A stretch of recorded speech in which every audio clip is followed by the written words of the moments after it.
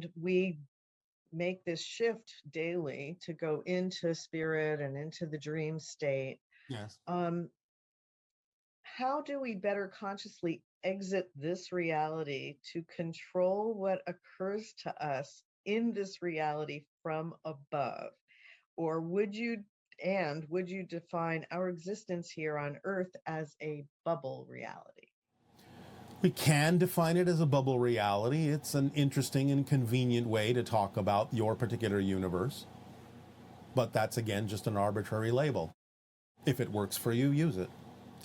Now, the idea, again, of leaving the physical reality permanently, which I believe is what was being asked, is, again, you have your own timing.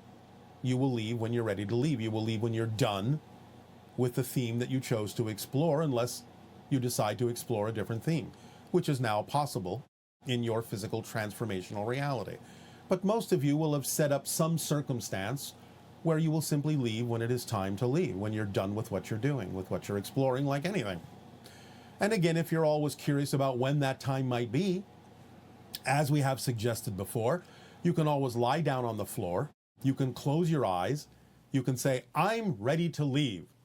I'm done with what I'm doing in physical reality as an experience. And then if you can count to 10 and then open your eyes, you're not ready to leave. You're not done, because it should be that easy to leave. If you are done, you would leave. Wait, does that mean you can program having a peaceful transition when your time comes? Why not? How And would you again, program that? well, again, clarify everything in your life so that there is no fear-based beliefs remaining, so that you don't have to believe that there's any suffering needed or anything like that. And sometimes you will know that many people, just before, a split second before something happens that might actually kill them, will already be out of the body.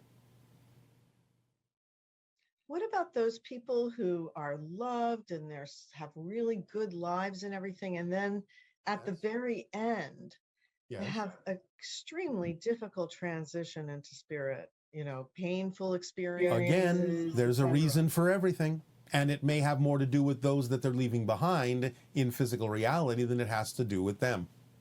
So again, as always, case by case, person by person, there's no one general, one size fits all to those particular kinds of experiences. And I'm just thinking of the hybrid children. What's a good way to know if you're having a hybrid child dream? What are some symbols that typically show up in the dream? Well, this is a large subject and it can take many forms. Perhaps if you have a dream literally of a hybrid, that would be obvious. But if you also see animals in nature or nature spirits in your dreams that seem particularly mischievous, it doesn't mean it is a hybrid child, but it can be one taking that form to have some fun and play around with you. But there are many other ways in which you can perceive that idea, and too many to go into at this time. There is one where people see like a jar or something with a being inside of a jar. Is that? It can be a representation of the hybridization chambers that they are gestating in once removed from the womb. And therefore it could be a calling card that hybrids will use. But again, it depends upon the hybrid child.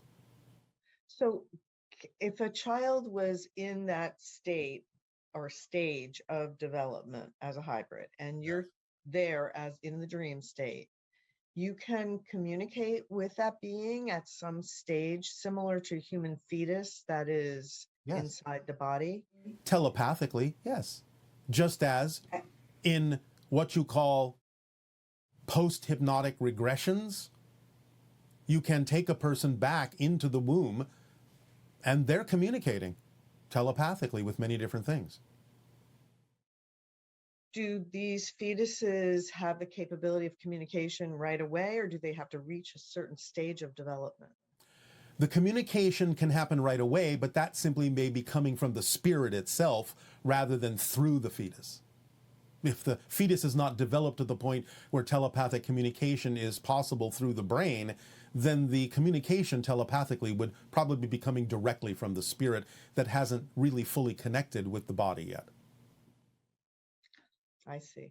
And do all hybrid children speak English, or how do they speak to each other? Do they have other languages? Well, when they first come speak here? telepathically, but they are learning some different languages that exist on your planet in order to blend in ultimately.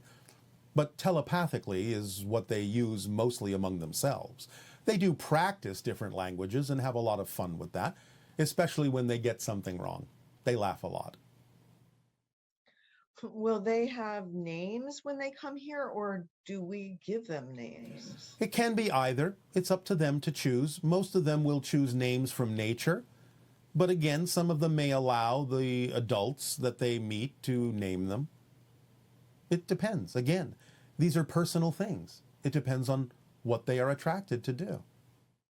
And the age that many of the children will be when we finally meet them here.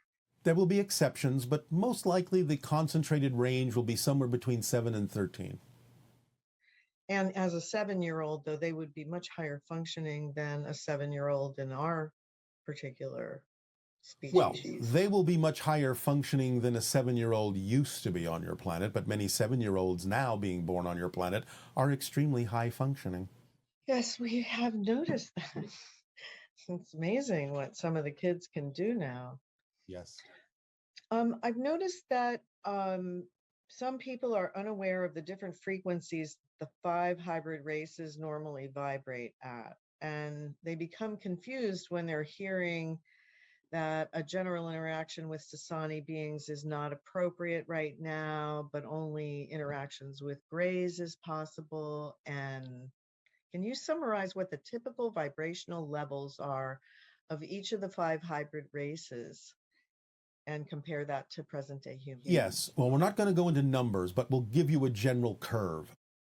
The idea, again, is that the grays themselves, being hybrids, are still operating on a relatively low frequency. The frequencies got higher with the next version of the hybrids, the Mizani, and higher still with our civilization, the Sasani. But then it was recognized that the vibrations had to go down somewhat, or at least be altered in a certain way that became more compatible with humanity at a certain level when humanity reaches that level, in order for the blending to take place that would allow Earth to evolve into the 6th hybrid race. So it kind of went up, and then it kind of went down, but not exactly down as you understand down. It simply was altered in a way, flavored in a way, that would allow the 4th and 5th hybrid races, the Shayayel and the Yayayel, and of course the Shalanaya, to still exhibit high frequencies, but the high frequencies that would be compatible vibrationally with evolved humans when humans are ready to have open contact with them. So you kind of see a peak and a decline, but not a decline in the normal sense, an alteration. The decline doesn't mean that they start thinking negative thoughts, basically. Correct. It's more of an alteration that is done in order to make them more vibrationally compatible with interacting with humans during open contact.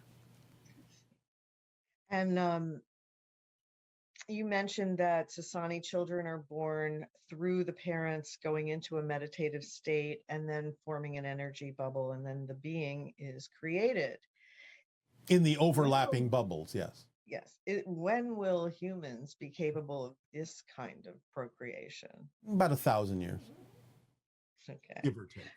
Oh, I know. And I meant to ask you, when you were talking about the vibrational states of the hybrids, since possibly the Pleiadians would be the first that we would have contact with. Possibly. What would their vibrational range be? Well, again, it's high, but it also exhibits the same kind of alteration that we just described, so that they make themselves more vibrationally compatible. In other words, their vibration normally is very high, but they don't show you all of their frequency. So the idea is they make themselves more compatible by sort of closing doors on some of their frequency when they interact with humans. In much the same way that coming through the channel this way only represents maybe 5, 10, at the most 15% of my total vibration.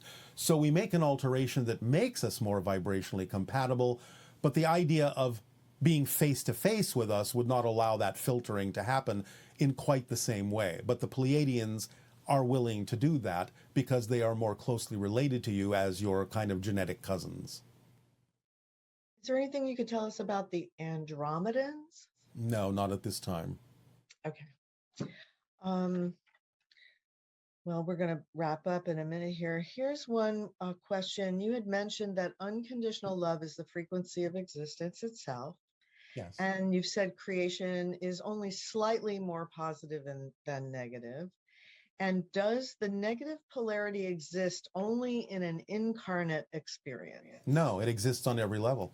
Again, only in the one where there is homogeneousness and no experience, no awareness, no brokenness, so to speak, is there none of the idea of the experience of positive or negative or neutrality.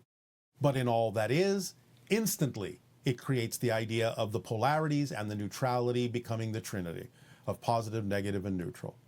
It exists on every level. Now, how you experience it is very different. And you don't have to experience negative things on certain higher levels, but you become more aware of the possibility and the probability of all the different ways that negativity could be chosen. You just don't choose it. But that doesn't mean it doesn't exist as an option. Look at the yin-yang symbol. Always remember that. There is the light side and the dark side, but in each, there is a drop of the other because the other is always accessible. No matter how far you go into the darkness, there's always a drop of light. No matter how far you are into the light, there's always a drop of darkness that is accessible to you. It doesn't mean you have to experience it, but it's always a choice. Well, on that note, it's really good to know that I guess what you're saying also is if there is any dimension of time in your experience, then there's polarity, right? Yes. Okay, so that it's what is the level of consciousness, the highest level of consciousness that experiences polarity? All that is. Ah, I see. And how does that conform to the ideas of angels and those levels of consciousness? Well, angels, as we have said, are kind of like the first reflection of all that is. And that's why you have the story of the angels of light and the angels of darkness. They are the first story, the first reflection beyond all that is that expresses the concept of polarity, or contains it at least. And therefore you have, shall we say, ensconced that idea of polarity even in the angels, because you talk about light angels and dark angels. So if a person thinks that they are experiencing themselves coming from a reality where there is no negativity, it's not that the negative does not exist, it's that it's not perceived or it's not related. It's not expressed. It's not expressed. Yes. It is validated for what it is, but not chosen or expressed as an experience. So essentially an angel or any consciousness level below that would not experience negativity, but has recognition of negativity. Yes, unless they wish to experience negativity. It always can be chosen for a variety of reasons. And again, it depends on the level, it depends on the frequency, as to whether it is more likely than not that it might be available as a choice, such as in your own world. Whereas in your world, does anyone ever choose a negative experience? No, thank you. Not now. There used to be those experiences when we were first evolving, after we were created, but no, not now. There's no reason. And so illness doesn't exist in your world. Not anymore. But does illness always reflect the idea of negativity, or no? No. Again, please remember, you can use positive things in a negative way. You can use negative mechanisms in a positive way, just as you're doing right now. You're using a negative mechanism of limitation to limit your greater consciousness in order to have a physical experience. That's a positive way to use a negative mechanism. So, and maybe one of the greatest lessons from all of this is that there's always a silver lining, and if you can find it, it will shift you to a positive state. Yes, and there's always a dark cloud too. And best to leave that one alone, huh? Maybe, maybe not, because dark clouds produce wonderful rain. That's true. Thank you. So it's all good. If you look at it that way, yes. So. Oh, and there was a request for a Halloween story. A Halloween story. All right. We are going to pull this story from what you would recognize as the channel's future consciousness. In other words, it's a story that's in his consciousness that he hasn't realized yet and will write in the future. Of course, he will realize it now because we'll imprint it on him and impress it on him so he could write it sooner than he otherwise would have done. This is not an interference because these things are available to us through the channel's consciousness. And since it has to do with a story that he will have written, then we can pull it now because it is allowed to do so. This is called The Demon with the Sweet Tooth. Jack and Jill, 10-year-old twins, are made up like skeletons for Halloween. They have done this on their own because Jack is very excited about special effects makeup and has done a wonderful job making he and his twin sister look just like Day of the Dead skeletons. And they go around in their neighborhood collecting candy, and they arrive at the 13th house that evening, and a woman opens the door who is dressed like a clown and looks at them and says, "Oh, what wonderful costumes. Here is some candy for you." They very quickly say thank you and turn around and walk away because to them, clowns are even scarier than skeletons. And they continue on their way and arrive at the end of the block. And they look down the block and it is very dark. There are very few streetlights. And Jill says, "Well, maybe we should go the other way." And Jack says, "Well, our big sister, Rachel, has said that some of the best candy is on this block. So we shouldn't be afraid of that." And Jill says, "But Rachel should have been with us." "Yes," says Jack, "but now she is in high school and says that chaperoning two young children is less exciting to her than going to her parties, her Halloween parties. Ooh, big deal, big grown-up parties. So we are now on our own for the moment. So let us go down this block and collect some more candy." And so Jill reluctantly agrees, and they move down the block. They don't get more than maybe about 100 feet when all of a sudden a huge, scary, demonic clown shows up in front of them and howls at them on the wind, and they freeze, not able to speak or run.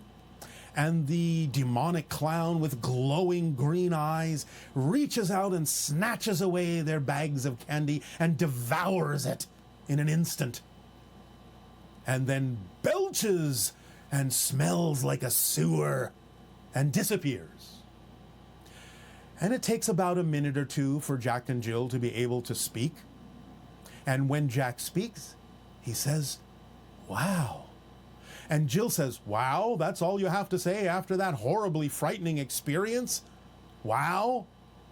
And Jack says, "Well, that was some of the best special effects I've ever seen."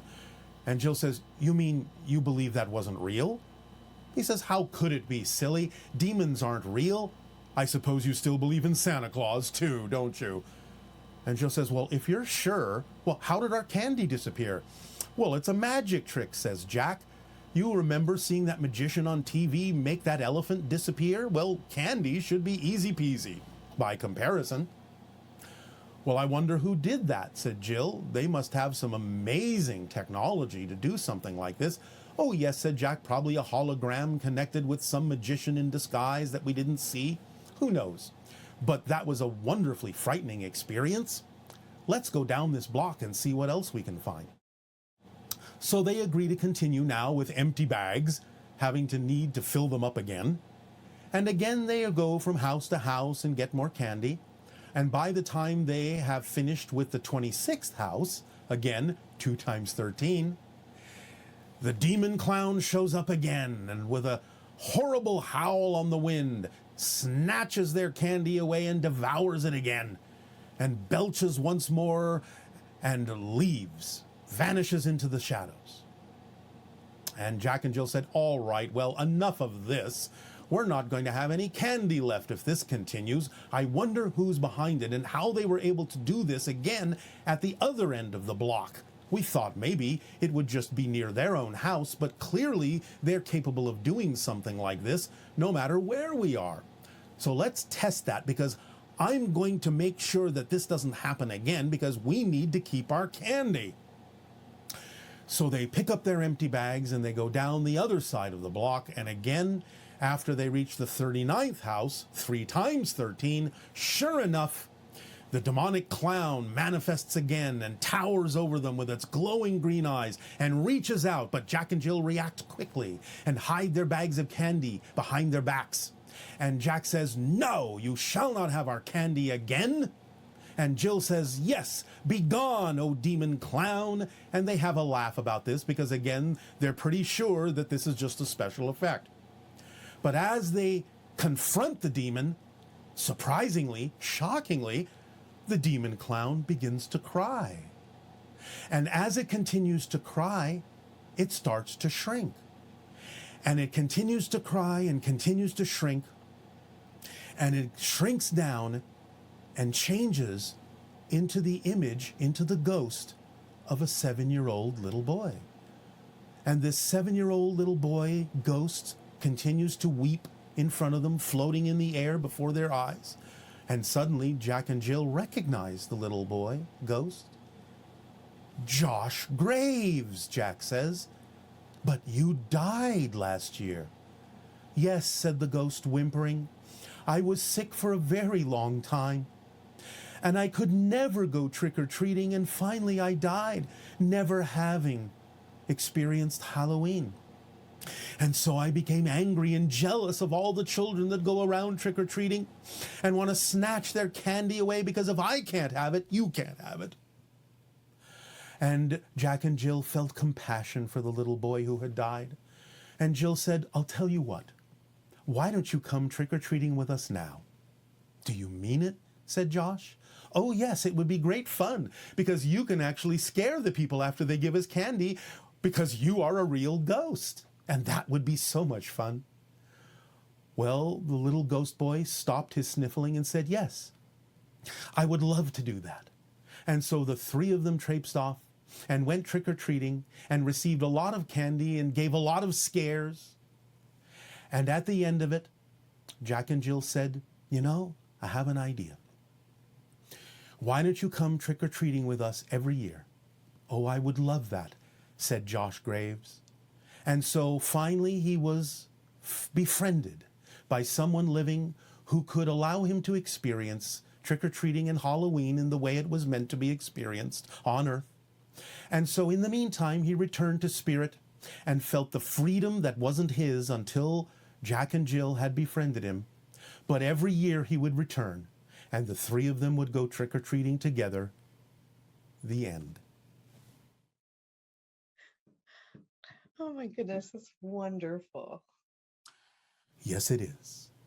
And so maybe many of you this Halloween will befriend a spirit and go trick-or-treating together, knowing that they are there with you, whether you can see them or not, having as much fun as you're having, so that you can know you can always go trick-or-treating with the spirits on the other side. So now, allow yourselves to relax and experience the meditation that we have for you this day.